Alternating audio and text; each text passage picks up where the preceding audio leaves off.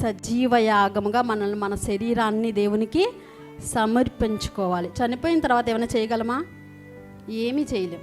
కానీ బ్రతికున్నప్పుడు మీకు దేవుడు ఏ ఏజ్లో మీకు తెలిసిన 10 సంవత్సరాలు, 15, 20, 30, 40, 50, ఇంకో 2 రోజుల్లో చనిపోతాను, 80 సంవత్సరాలు ఉన్న ఏ ఏజ్లో ఉన్నా దేవుని తెలుసుకున్న తర్వాత వెంటనే మన జీవితంలో భాగాలుగా ఉండేయండి, 2 విధాలుగా. దేవుని తెలుసుకోక ముందు, తెలుసుకున్న తర్వాత ఎలా ఉంటున్నాము, తెలుసుకున్న తర్వాత కూడా పాపపు లోకంలో ఎలా అయితే ఉన్నామో అలాగే జీవిస్తున్నామా, తెలుసుకున్న తర్వాత దేవుని రూపంలోకి మారడానికి మన వాక్యం పట్టుకొని మనం నడుస్తున్నామా, అది మనల్ని మనం పరిశీలన చేసుకుంటూ ఉండాలి. సజీవ యాగం అంటే బ్రతికి ఉన్నప్పుడే మనం ఏమైనా చేయగలం. ఆ టైంలోనే మనం దేవుణ్ణి నమ్ముకున్నప్పుడు ఏ విధంగా మనం ఆ రూపంలోకి మారగలం, మన హృదయంలో ఏ మలినాలు ఉన్నాయి, ఏ పాపాలు ఉన్నాయి, దాన్ని మనం ఎలా శుద్ధీకరించుకోవాలి, అది మనం పరిశీలన చేసుకుంటూ ఉండాలి. మనం చేయాల్సిన ఒకే ఒక్క పని సజీవ యాగంగా మనం మన శరీరాన్ని, మన హృదయాన్ని దేవునికి